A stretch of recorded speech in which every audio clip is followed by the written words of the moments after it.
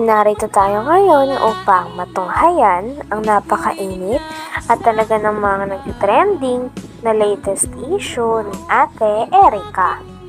Sa pagpapatuloy nga ng ating istorya ay dinidiscover pa rin ni Kalingap Val Santos Matubang kung ano talaga ang tunay na nangyari at kung sino nga ba ang tunay na may mali sa alitan sa pagitan ni Ate Erica at ng kanyang pamilya. Talagang nalaman nga rin ng mga tao kung ano ang kasalanan ng mga e-lovers at ni Ate Erica sa pamilya ni Ate Erica, at ngayon ay kinukuhanan pa ni Kalingap Val Santos Matubang ng statement ang lolo ni Ate Erica. Yan na po yan. Yan na po ang kautugan namin. Initoris, okay. Kausap ni Sheila Mion. Sheila May po, araw-araw po yun. Kung Bakit po daw? Mga balita na pag binablog po si Erica, sinasabi po doon kay Amy. Okay. Ini Torres. So, ngayon, anong nangyari ay parang winakwak nila, itong si Erica at Sheila May ni Ini Tunyakaw Torres. Tunyakaw Torres. Ano tayo ang pinaka-mensahe mo talaga tayo yung pinaka-ano po problema talaga tayo? Yung hinanakit mo kung bakit humantong sa ganitong awayan? Ayon naman kay Lolo Miguel, yung talagang mensahe niya din kay Ate Erica at isa sa mga hinanakit nito ay hindi marunong tumanaw ng utang na loob si Ate Erica, pati na rin ng kanyang ate.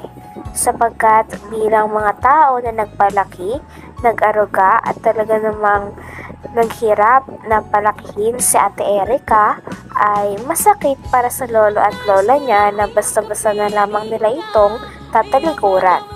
Na-hospital nga ang lola ni Ate Erica, ngunit masakit pa dito ay hindi man lamang nila ito pinuntahan o dinalaw. Talagang nagpapakita din ito na wala ng pake si Ate Erica at si Sheila May na kanyang ate sa pamilya na talaga namang nag-aruga at nagpalaki nung sila ay bata pa. Sa amin yan. So parang parang pinalimutan kayo nila Sheila May, nila Erica, parang pinalimutan kayo.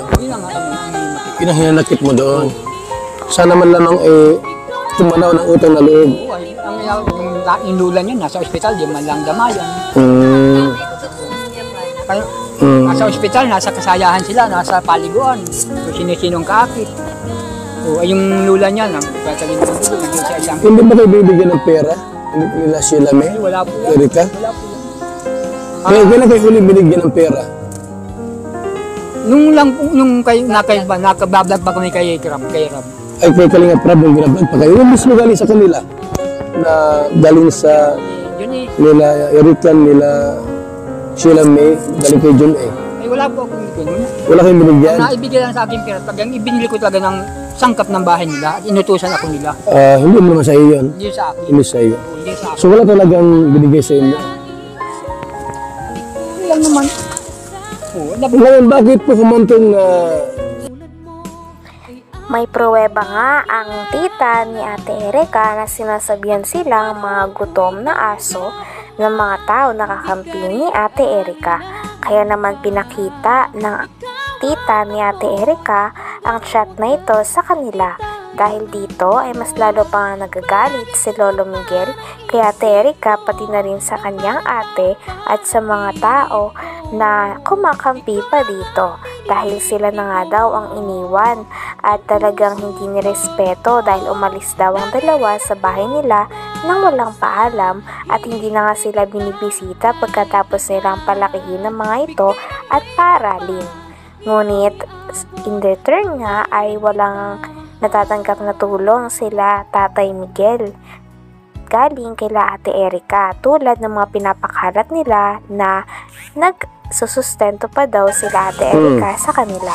Yung halimbawa nagpapalabas po sila ng mga bagay-bagay na kay Erica po na para sumikat at gusto nila, mag-agree pa rin si Papa Hmm. na totoo, nakakatanggap kami ng pera, totoo na kay Papa ang pera. Hindi naman. Po, kahit hindi naman po. Yun lang po yung inaano ko, point ko po doon na gusto ko po malinis yung pagbibintang po. Siyempre po yung mga tao po nakakaalam na akala po nila nasa amin po ang pera, kala Papa po. Hmm. Kaya Kuya Bal, ganyan nangyayari. Kaya ganyan ginagawa sa amin. Dahil doon sa sasabing pira na, at dahil sa amin buwan-buwan, Hmm. sila ang kumukuha. Ang biyabat yun, nasa amin. Wala naman sa binibigay. Kaya Wala. sumikat, magkaroon silang pira. Kaya ganyan yung sabihin nila.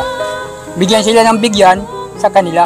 Hmm. Hindi mabibigay yung lula niya. Ginagamit lang ako. Ginagamit ko yung mag-asawa. Si ano ang stand Region A? Okay naman sa kanila? Okay naman sa Pinaparatangan din si Lolo Miguel na siya daw ang kumukuha ng pera dahil siya daw ang inuutusan o pinapakausapan na bumili ng mga gamit sa loob ng bahay na pinagawa ni Sir Jun A para kay Ate Erica sa kanyang pamilya. Ngunit kiit naman ni Lolo Miguel ay wala naman daw napupunta sa kanya sapagkat pinapabili lang daw siya. At kapag pinabili daw siya ng gamit ay binibili niya naman daw talaga ng walang labis at walang kulang. Talagang ang source ng pera ay nanggagaling kay Sheila May na Ate Erica. Dahil sa kanya daw nagpapadala at siya ang kumakausap kay Sir Jun A. Sabi pa nga ni Kalingap Val Santos Matubang ay may tuturing talaga na parang buhay prinsesa si Sheila May dahil Stand Region A. nag-utos ito. Okay naman sa kanila, okay naman sa kanya na kahit tumulong siya kay Erica, kina Sheila May, tapos kayo, ano problema? Okay lang Region A yan? Anong wala sa kanya? At nag-uurosap naman po sila. Kwarto ko, naalis sila, napunta doon sa bomba. Kasi nag-uusap matagal, di ba? Nakikialam. Kala ko kung ano lang ang pinag-uusapan nila. Sa telepono. Sa cellphone. Buti may signal dito. Ngayon kami May wifi dito. So wala pa itong bahay, dito sila nag-i-stay, nakatira. nag-kiss ko, hindi lang. Sino naglagay ng wifi sa inyo? Ikaw nagpa-wifi ka? Okay, so ngayon, paano itong si Torres nakapasok sa kwentong ito? Si Amy Torres pang nabangang ano ko po dyan, bago nagbablog po si Kalingap, bago po lumalakas ang Edrica, kausap na po yun ni Sheila May, wala pa po yun eh. Sino? Grabe at talagang napakalala na nga at napakadami nang nagaganap sa latest issue ni Ate Erica.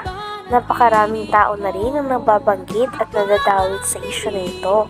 Kaya naman tinatry pa rin ni Kalingap Val Santos Matubang na malaman kung sino talaga ang may mali at nais niya nga rin na magkaroon ng pagkakataon kung saan magkakabati si Lolo Miguel at si Ate Erica. Dahil para sa kanya, ang isang pamilya na nag-aruga sa dalawang bata nito ay mahalaga patin at dapat kilalanin nila.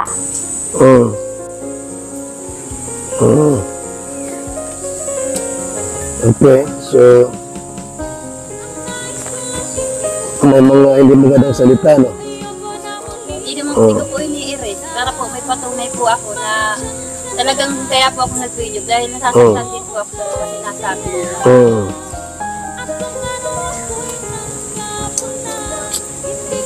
Okay.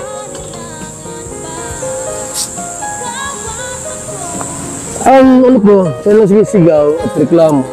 Hindi daw karapatan ni Erica na kayo itulungan, hindi ng lulo. Saan sila nagla?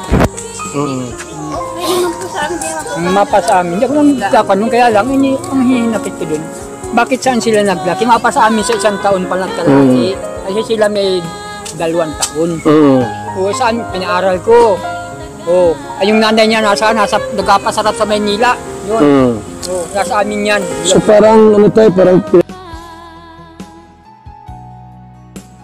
Hanggang dito na lamang muna ang ating napakainit, nagtitrending at talaga namang mas nakakaintriga na issue ni Ate Erica. Maraming salamat sa inyong panonood. Hanggang sa muli. Bye!